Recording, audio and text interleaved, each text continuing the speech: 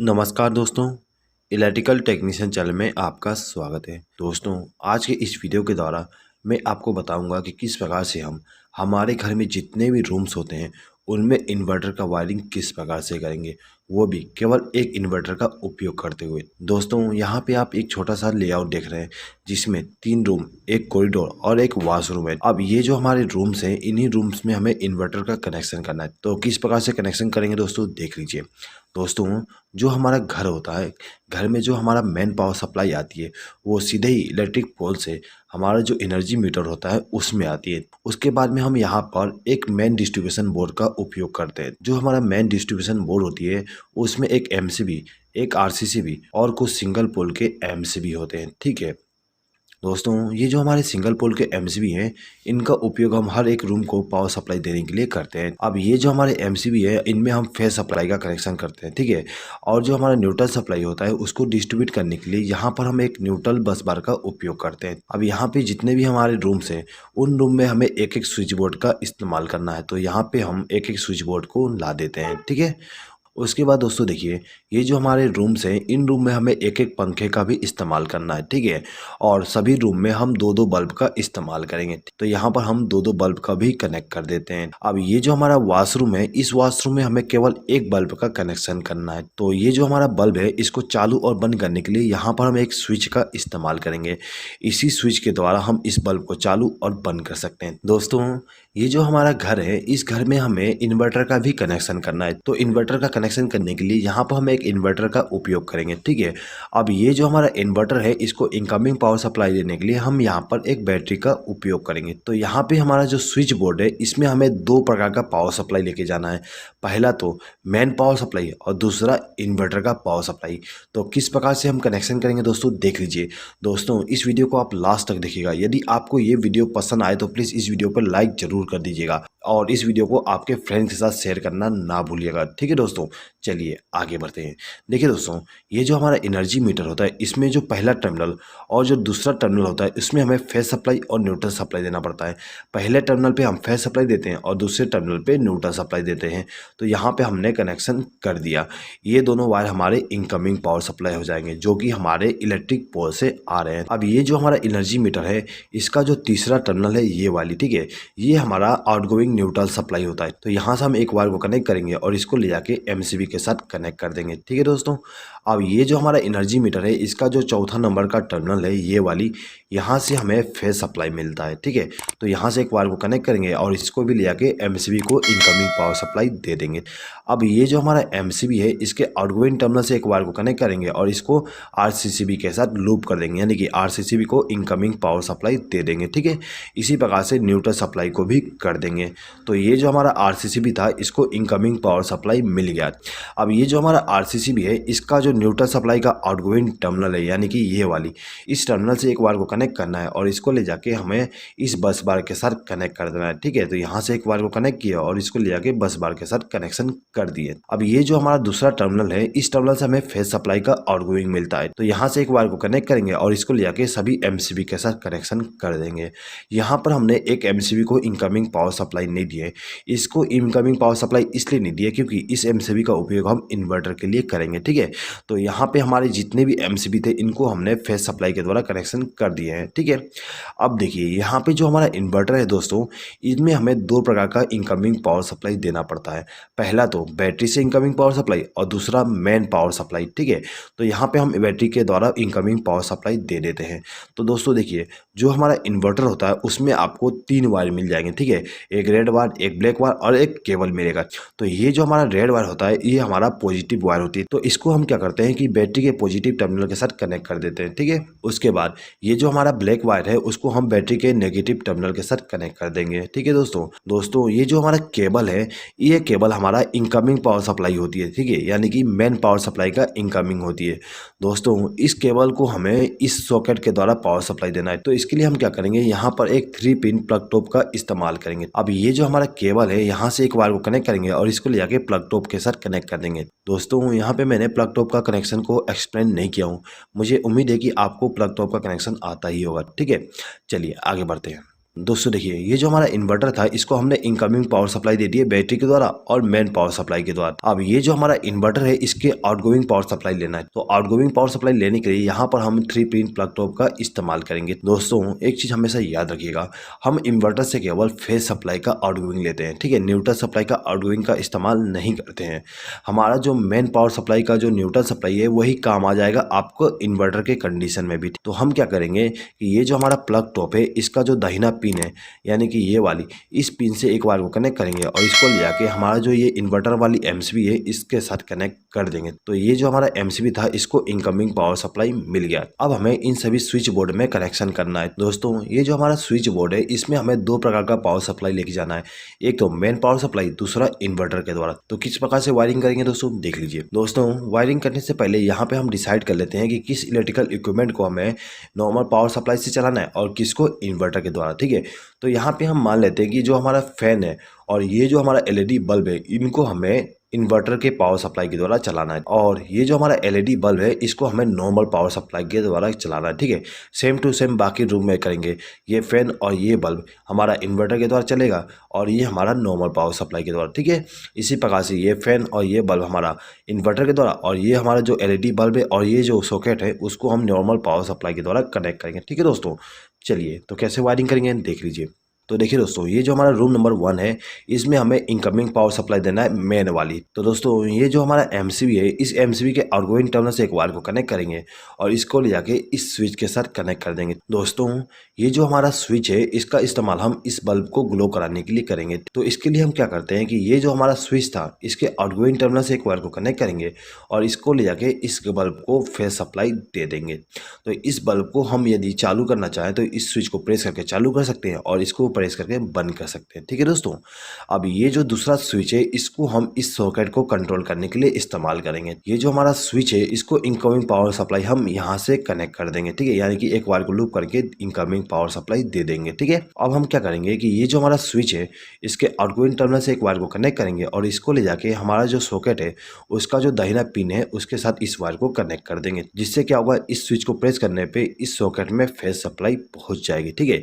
तो दोस्तों यहाँ पे आप देख सकते हो कि ये जो हमारा बल्ब है और ये जो सॉकेट है उसको हमने नॉर्मल पावर सप्लाई के द्वारा कनेक्शन कर दिया है। इसी प्रकार से हम रूम नंबर 2 में भी कनेक्शन करेंगे। तो कैसे करेंगे देख लीजिए। ये जो हमारा दूसरा एमसीबी है इस एमसीबी से एक वायर को कनेक्ट करेंगे और इसको ले जाके स्विच के साथ कनेक्ट कर देंगे, ठीक है, यानी कि इस स्विच को हमने इनकमिंग पावर सप्लाई दे दी है। अब ये जो स्विच था इसके द्वारा हम इस बल्ब को कंट्रोल करेंगे। तो क्या करेंगे, इसके आउटगोइंग टर्मिनल से एक वायर को कनेक्ट करेंगे और इस बल्ब को फेज सप्लाई दे देंगे, ठीक है। अब ये जो दूसरा स्विच है इसके द्वारा हमें इस सॉकेट को कंट्रोल करना है।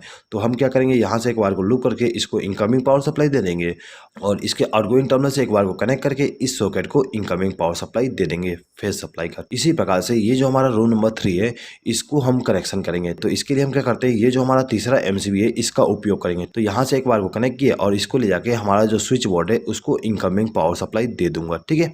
अब ये जो स्विच है उसके द्वारा हम इस बल्ब को कंट्रोल करेंगे। तो यहाँ से एक वायर को कनेक्ट करके इस बल्ब को फेज सप्लाई दे दूंगा। अब ये जो सॉकेट है इसको हम इस स्विच के द्वारा कंट्रोल करेंगे। तो इसको हम इनकमिंग पावर सप्लाई यहाँ से लूप करके कर देंगे। अब इसका जो आउटगोइंग टर्मिनल है वहाँ से एक वायर को कनेक्ट करेंगे और इस सॉकेट को फेज सप्लाई दे देंगे, ठीक है दोस्तों।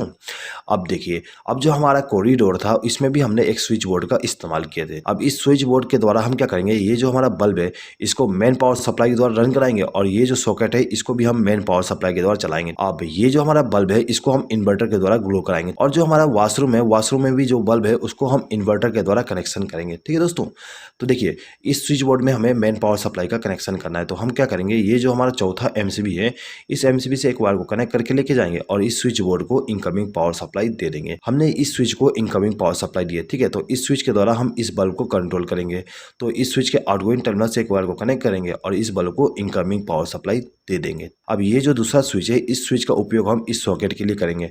तो क्या करेंगे, इसके लिए इसको हम इनकमिंग पावर सप्लाई यहाँ से वायर को लूप करके दे देंगे। अब इसका जो आउटगोइंग टर्मिनल है वहां से वायर को कनेक्ट करके इस सॉकेट को फेज सप्लाई दे देंगे, ठीक है दोस्तों। तो यहाँ पे जो हमारा मेन पावर सप्लाई थी उसका जो फेज सप्लाई है उसका कनेक्शन कंप्लीट हो गया है, ठीक है दोस्तों। अब ये जो हमारा स्विच बोर्ड है इस स्विच बोर्ड में हमें इन्वर्टर का कनेक्शन भी करना है। तो इसके लिए हम क्या करेंगे कि ये जो हमारा एमसीबी है यानी कि जो एमसीबी का उपयोग हमने इन्वर्टर के लिए किए थे उसके आउटगोइंग टर्मिनल से एक वायर को कनेक्ट करेंगे और इसको ले जाके इस स्विच बोर्ड के साथ कनेक्शन कर देंगे। हमने इस स्विच को इनकमिंग पावर सप्लाई दे दी है, ठीक है।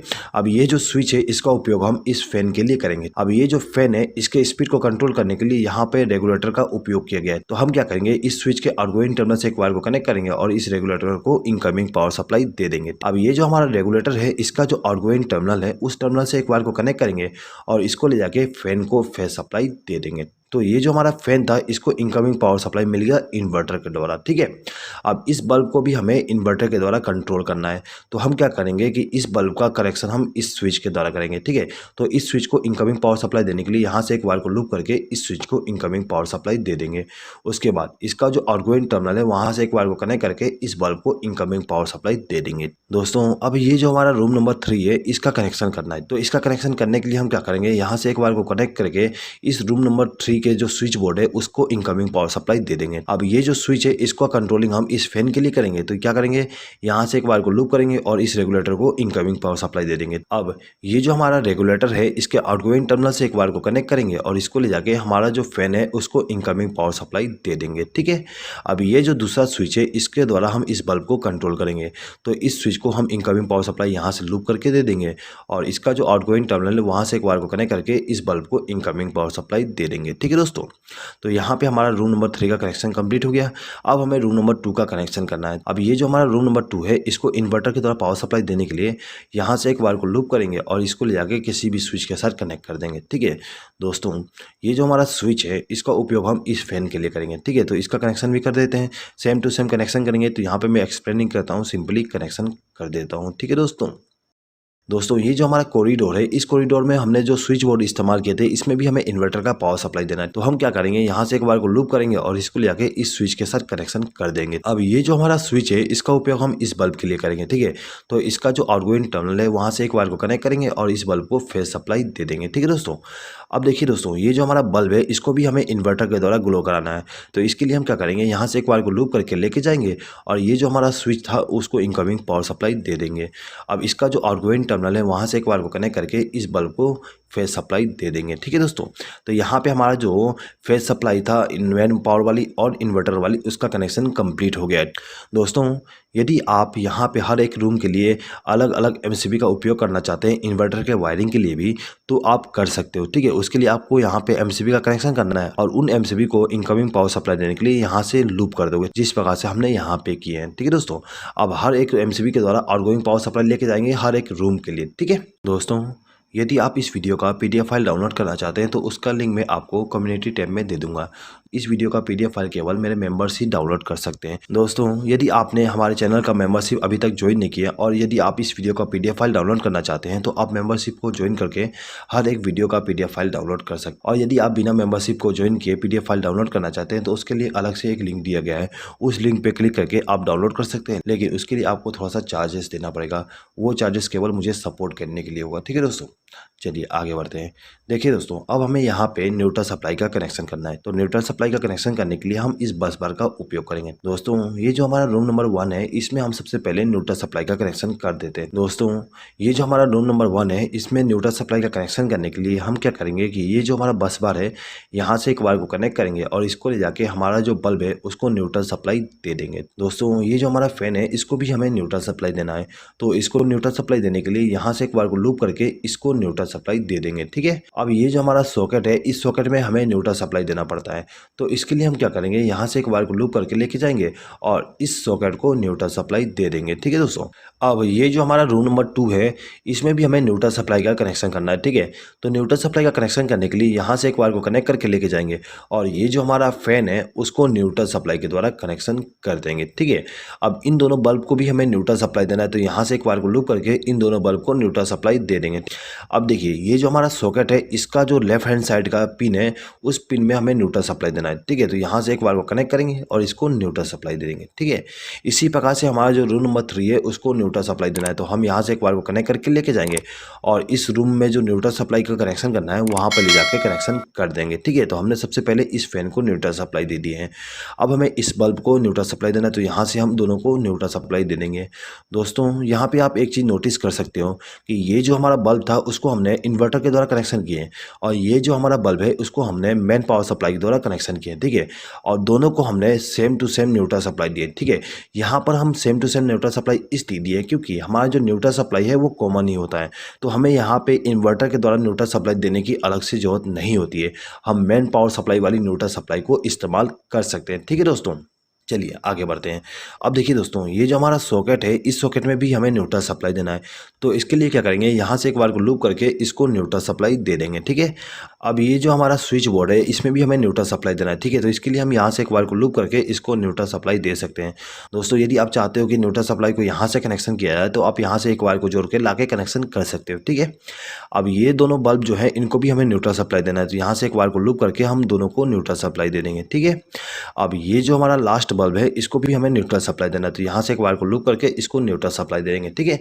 तो यहाँ पे हमारा फेस सप्लाई और न्यूट्रल सप्लाई का जो कनेक्शन था वो कंप्लीट हो गया। अब हमें केवल अर्थिंग का कनेक्शन करना है। तो अर्थिंग का कनेक्शन करने के लिए क्या करेंगे, हमारे घर में जो भी अर्थिंग होता है वहाँ से एक वायर को कनेक्ट करके लाएंगे और इसको ले आके हमारा जो ये स्विच बोर्ड है, इसका जो मोटा वाला पिन है, उस पिन के साथ कनेक्शन कर देंगे। दोस्तों एक चीज़ हमेशा याद रखिएगा, जो हमारा स्विच बोर्ड होती है उसमें जो मोटा पिन होती है, उस पिन में हमें अर्थिंग का कनेक्शन करना होता है। तो दोस्तों यहाँ पे आप देख सकते हो, ये जो हमारा मोटा पिन है, उस पिन में हमने अर्थिंग का कनेक्शन कर दिए हैं।